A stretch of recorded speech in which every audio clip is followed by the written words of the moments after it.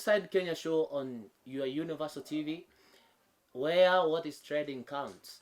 Good afternoon, wherever you're watching, and welcome to our show, where we discuss extensively the Kenyan politics.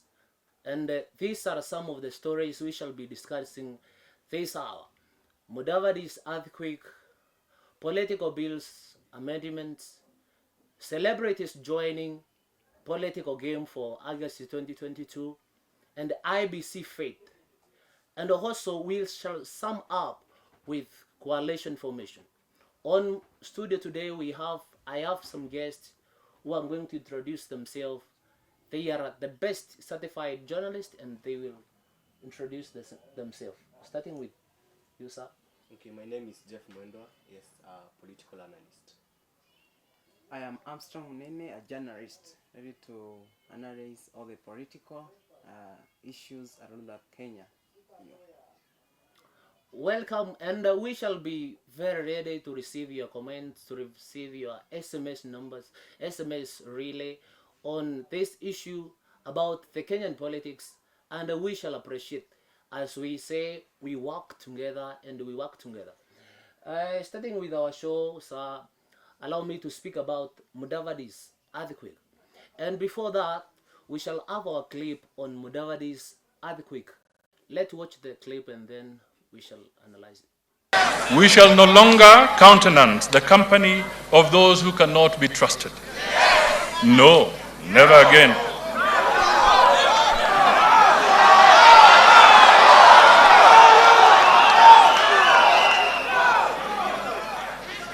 For the avoidance of doubt, and now I repeat, for the avoidance of doubt, the ANC stand, which I am privileged to pronounce, is that the spectre called Azimio.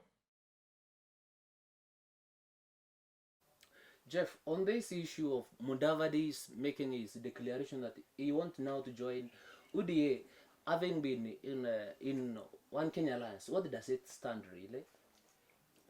In my opinion, Yeah. this means that Oka is done because you know it's not only Mudavadi but also Wetangula is out of Oka. Yeah. So that means we only have Kalonzo and Gideon Moi in Oka. So I think it's a major challenge. Oka has to look for new partners in order to function well. But according to the UDA side, this will be of benefit to them because that means they are going to increase their influence in Western, considering that Wetangula and Mudavadi have now joined the team. So I think this is a strong point for Oka. I mean for UDA, and that's why you can see that the earthquake has been trending severally. You see that statement has become popular. Yeah. So that means it is also popularizing the UDA party.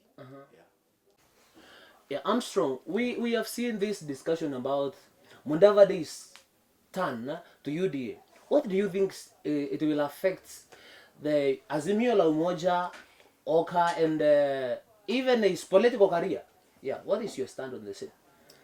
To the point on UDA, Yeah. the UDA will have maybe a benefits, like they will have more strongholds in the side of Western because Mudavadi maybe has maybe a say on that side. Do you think then, because he has a say, that it will affect the scorecard, that in William Ruto he will now get a chance to be maybe the deputy president? What is your take on that, Jeff? Well, according to me, Yeah. I think it's not going to be easy. The Yeah. fact that Mudavadi has joined UDA doesn't mean that UDA has been uplifted at once, because you have seen some MPs in ANC have already defected.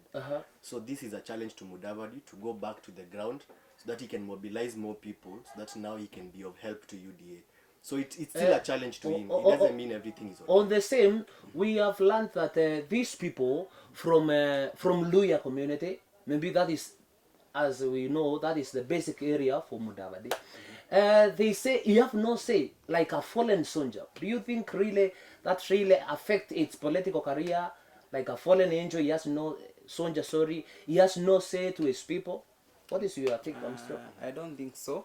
I think even it's a platform for Mudavadi maybe to build himself, maybe for the future years, for him to maybe like gather more people to support him. come next, maybe elections to come. Politics, they say, is about betrayal, and we have seen betrayal from immemorial. Do you think even Mudavadi joining UDA right now, maybe if William becomes the next president, do you think there will be no repetition of like betrayal of maybe Ruto with Mudavadi as we have seen it in the last regime? Well, to my opinion, or in my opinion, Yeah. I think the Jubilee government has shown us that we need to expect political betrayals at any time. Yeah. Because from when they merged with DP Ruto, we didn't expect that they would ever fall out.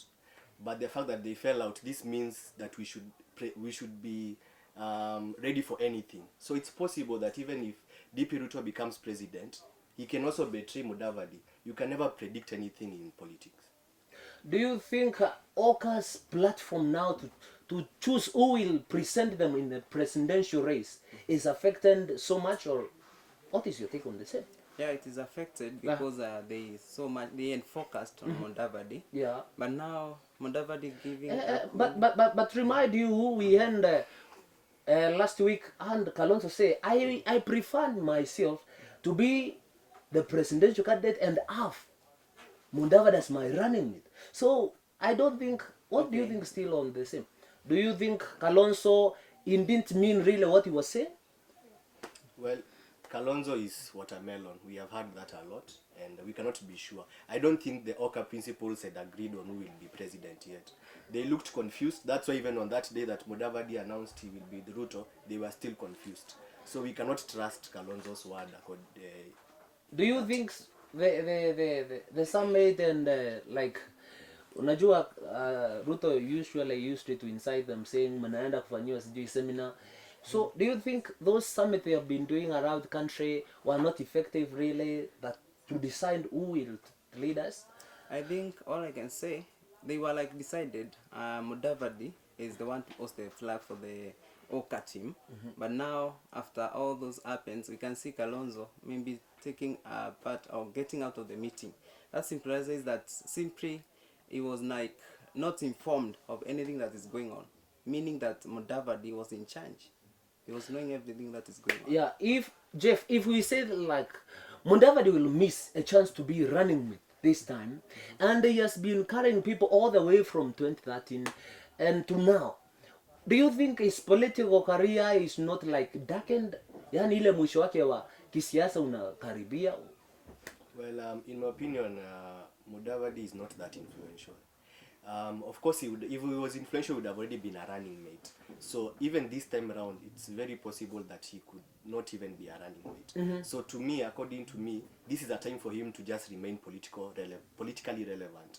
Even if he will not be a running mate, at least he gets something that will put him in the government, because he has been away.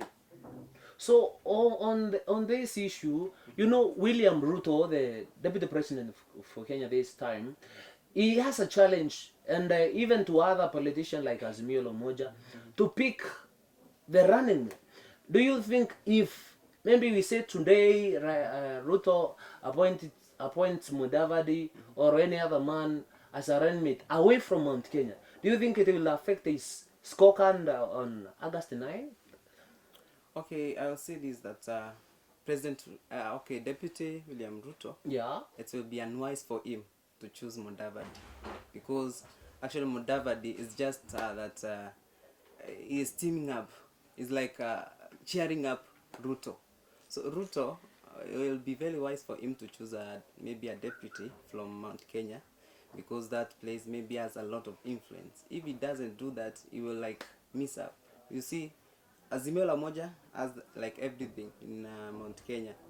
So if he messes that, he just like is done.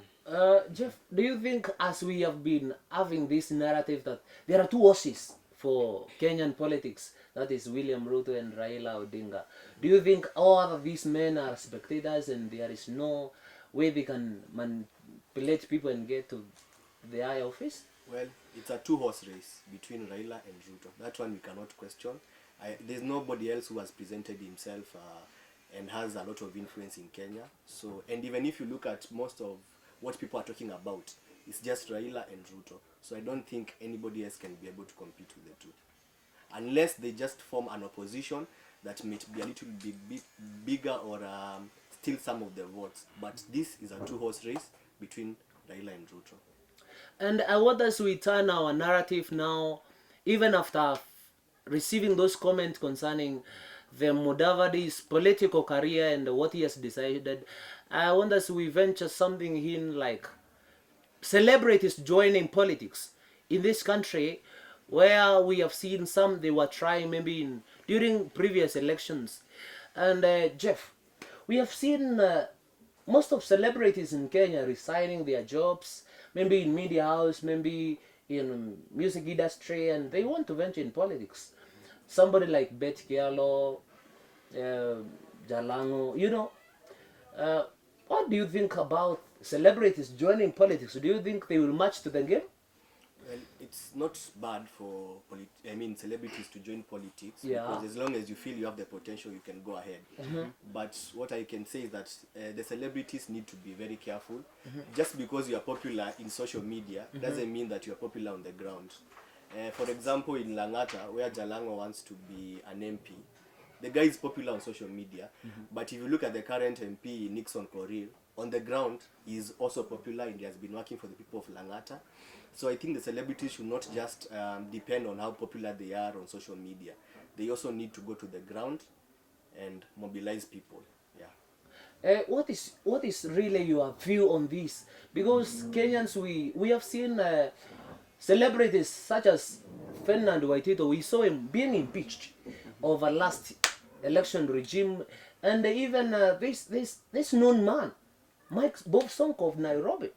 And what do you think really about celebrities in politics in this country? Okay, I will say like Muhammad Ali, if I may base my arguments from his work, he was a good journalist, but you see, when you think you are so much popular from the crowd, and maybe you think now people loves you, like they can vote for you, what happens, Kenyans are after a person who has done something. They want result.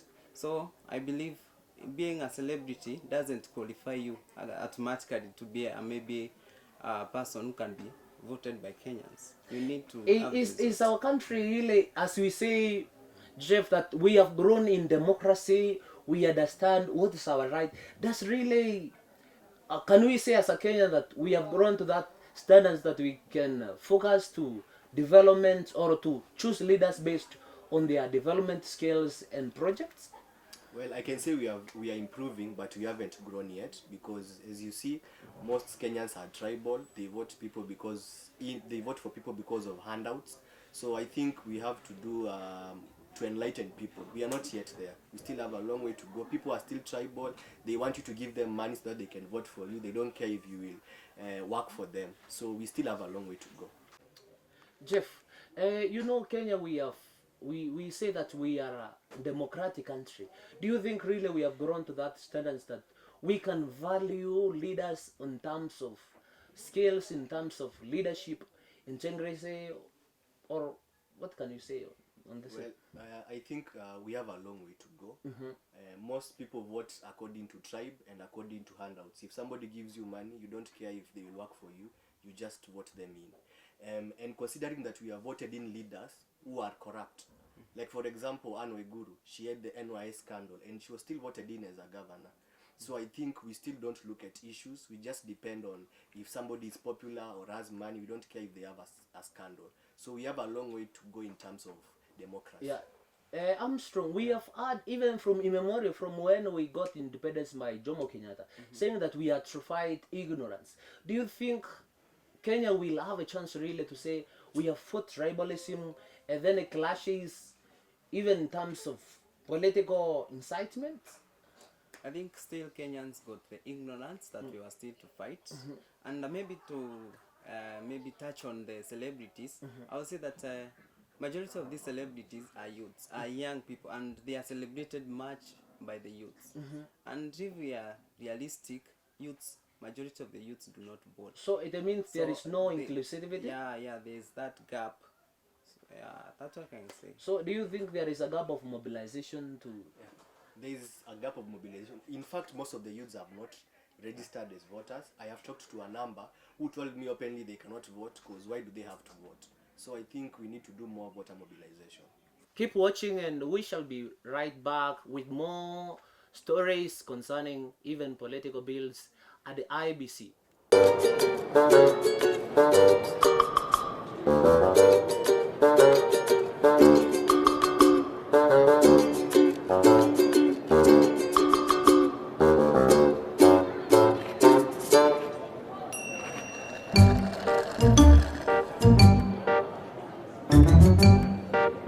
You wouldn't accept this at your favorite restaurant, so why accept it from your network?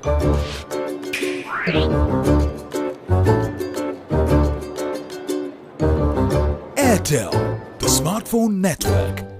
What is family? Family is a solid foundation to build on and a strong pillar to lean on. It is believing in each one of us for the betterment of all of us.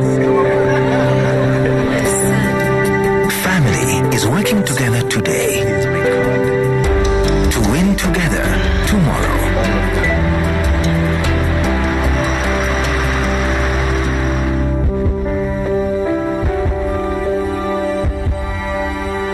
It is creating opportunities for a lifetime of happiness. It is knowing we are valued, respected, understood, and most of all, supported. The future is bright because you can always bank on family. Family Bank. Welcome right back, our viewers, and we are now to discuss on matters of IBC and how it has really been ready for 2022 elections. And also we are to discuss on this part about the life of young people in mobilization about IBC, and I think it will work well. So Jeff, to start with you, we have seen maybe from 2017 there has been maybe that I can say maybe a problem with IBC. There is no ile kuaminika na states, maybe judiciary, maybe political class. They feel that they are not giving us the best. Do you think now IBC is ready for 2022 elections? Well, I think they are not ready, but they are trying, but when you consider their target, if you have seen their target and the people who are turning out, the gap is very wide. So I think they still have to up their game, because we want to see more celebrities telling people go out and vote. We want to see more billboards telling people go out and vote. We want to see more advertisements on IEBC, and we have not seen that. They should also go to high schools, universities where people are over 18. They should go there and mobilize people. We have not seen them even in universities. So I think IEBC has a lot to do. Armstrong, Munene, do you think it is state which has made IBC to appear like a disabled institution, like it cannot work on its mandate well? Okay, I will say this, that even if IBC maybe mobilizes everybody, or like let's say they come to the ground to tell these Kenyans maybe to go for the registration. What I know is that Kenyans are ignorant. Like youths are saying like, what is the benefit of all these things? They know, yes, there is this registration, but now they are like, for what purpose? See, like they can't see any sense for that, and that's why you see, yes, some have the information, but still they are adamant to do that. Jeff, on the issue Munene has just raised here, do you think then if our country is not able to mobilize its citizens on issues about politics, about governance, do you think really we can say that as a country we have grown to that standards of having to include everybody in maybe democratic rights and such of things? Well, I think matters concerning ABC and the government also has a role to play. The reason why everybody doesn't feel included is because we have seen the rich are the ones who always have their way in this country. We have seen dynasties have their way in this country. So that is what is making many people to feel left out. So the government needs to show us that it supports everybody. It doesn't matter where you are from. It doesn't matter if you are physically challenged or not. So it would be better if we saw a Kikuyu vying for governor in Eastern. That is possible as long as I am ready to bring development in that county. It doesn't matter what tribe I am. So that's what we need to see, where people value their needs more than tribe. Yeah, so Armstrong, we have seen for recent days that as we get near to the elections, that leaders are inciting chaos and violence statements every day. Do you think IBC and other partners maybe have a role to play, and how can it work really? I'll say things to do with maybe making others, inciting others. That there is a board or a state that is supposed to deal with that issue. IBC at work, I think it's just maybe elections and mobilizing people for the voting. But issues with security, I believe it is in charge of Matiang'i. And if he cannot control maybe the crowd, I believe he cannot blame IBC for that. But still, the best thing better to do in Kenya, so that maybe you can see a peaceful election, is to assure Kenyans that there will be a credible and election that is maybe as people voted. Because even Kenyans are fearing, if I do this and still the results are not determined by us. So, Jeff, we have seen even maybe leaders speaking out about those things concerning incitement and violence. And maybe before we tackle that question, let's have some clip of George Natembeya, and even clip of which has the same sound beats of Senator Lentore and some other three leaders on about incitement, and we shall work on it. Presidency ya Mheshimiwa William Ruto is our business. It is our business because biashara yetu ile tunataka kufanya naye itanawiri, itakuwa sawasawa, uchumi ukiendelea kuboreshwa na hakuna mwingine ataboresha uchumi. Biashara ya kuwa rais ni yetu, sababu sisi tunataka kuwa kwa serikali ambayo inayokuja. Lakini niwaambie nyinyi, mtusicheze watu waoshirikishwe, mtusicheze na Kenya. Na kile nawaomba ni kwamba mandoa yale mlio nayo hapa muweze kuondoa. So, as you have seen, Jeff, that these politicians are the one who are inciting violence in the country. What do you think it should be done, really? Well, I think this is about the police force. Yeah. The police force has failed us time and time again. We have seen Babu Owino when he has abused the president in public, and you know, when the police arrest him because of his remarks, you see leaders, national leaders like James Orengo, they are going there, they are trying to defend him in the court of law. So the police force and our leaders are failing us, because one of them, when he gets arrested or he or she gets arrested because of inciting violence, instead of them coming and saying that was right for them to be arrested, they start defending them in the court. So you see, it becomes hard for justice to be found. The second thing, the police force is not fair, because we see these leaders, they are arrested, they go to court, but they are released at the end of the day. So they need to come out and be serious. If somebody makes a remark that is inciting violence, they get arrested, we see them being taken to a court of law and immediate action taken. That way, the other leaders will be very careful, and they will be careful with their remarks. So we are saying, viewers, and this let it go even to the President of the Republic of Kenya, that even the institutions that are being supposed to bring justice, they should never keep quiet. Because if you keep quiet, then there shall be darkness in the country. There will be cry and pain.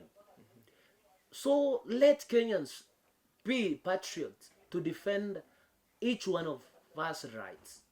Yeah, we have seen Chibukat saying that all civil servants should really resign who are interested to get in the political race. Do you at what extent do you think it will affect the Uhuru Kenyatta's legacy?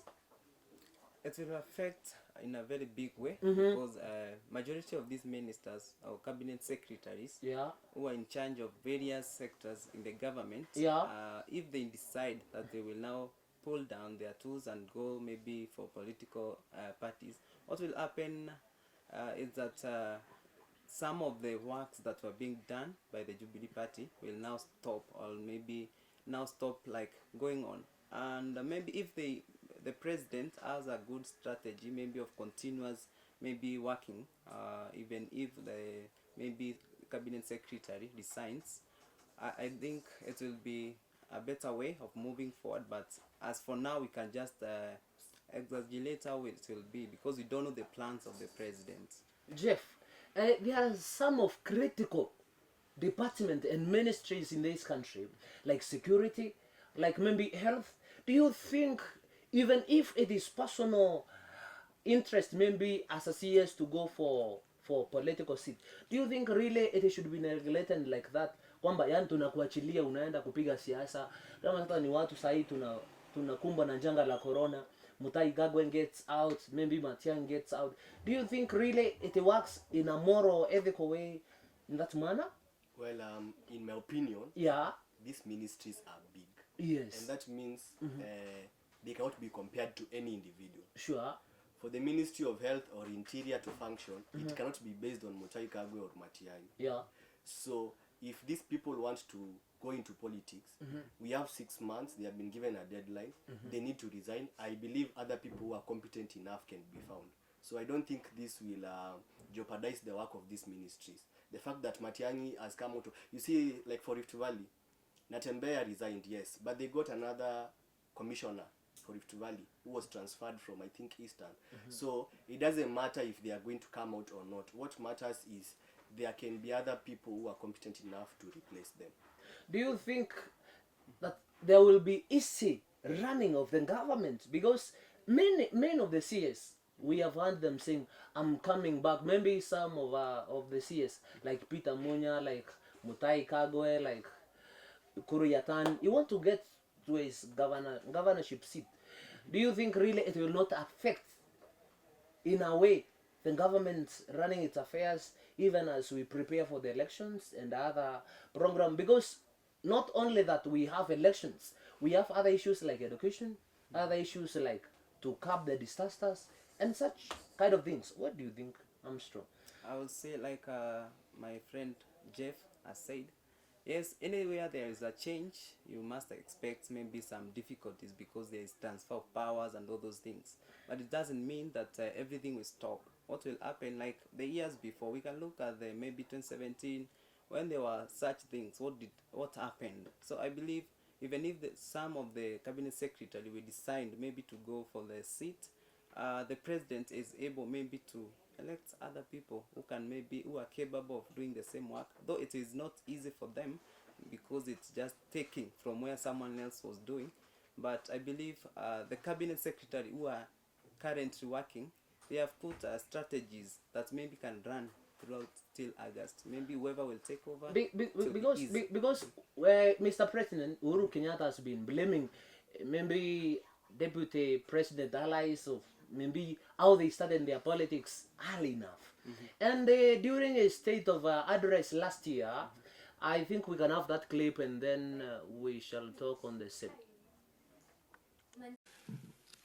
Our landscape in the new year will also be redefined by the completion of the construction of major road arteries across every part of our nation. Notably, will be the iconic Nairobi Expressway that will be open for use in the first quarter. The president has been telling Kenyans that this is time to make legacy. And do you think he will achieve that by April all the project will have been completed? I would say yes, he will leave a legacy, because so far we can see a lot of maybe projects that are going on currently in our country. Maybe the challenge will be that some of the ministers or cabinet secretaries will get out of their seat, which will mean maybe some projects failing, and maybe some legacy not being but majority of the legacy that is to leave, yes, at least 99% left it. Do you think Mr. Kenyatta has achieved the legacy because he is like any time to get out of office? Well, As we sum up. I think he has done enough, but I would not give him a high approval because he has left for us a big debt in the government. We have to pay for a lot of things. So the problem is President Uhuru Kenyatta focused so much on projects, and he forgot that he needs to live an economy that can be sustained. So right now he's running to beat the deadlines. So we are even borrowing more money so that we can beat the deadlines. So he needs to know this is not only about him. Even if some projects are not about to end, he can also live for the next regime to finish them up. But he has tried. Yeah, I'm being told by our producer that our time is up, and we need to sum up. I think with 1 minute or 1 second or 3 seconds, maybe your pick or your opinion to our viewers, and you can face the camera as we sum up. Well, what I can say is that we have a long way to go. Where a lot of people have not voted and they have not registered as voters. So what I can urge us is the youth outside there, we go out and take our votes. Your vote is your only bargaining chance for a better leadership. So let us be in a political mood, and every vote counts. So if we all go for voting and if we vote in the right way, I believe you're going to have better leaders. Thank you. Yeah, I'm strong as well. Okay, I will say this to my fellow youths who are out there. It's very important for us maybe to choose for ourselves the leaders that we want. Let's not be ignorant. It's something that we've been fighting from maybe our ancestors. They have been fighting this. Please let's come out and let's choose our leaders wisely. Thank you for having you in our studio today discussing these political issues. Other viewers, I believe you are helped now. You are sharp to make a decision concerning political right and expressing your political opinion. And thank you for coming. Thank you for you viewers for keeping this Inside Kenya show, the best political show and the best the best show for everything around country and even maybe around the region. It has been me, Enrico Ezekiel. God bless you. See you next time. Thank you.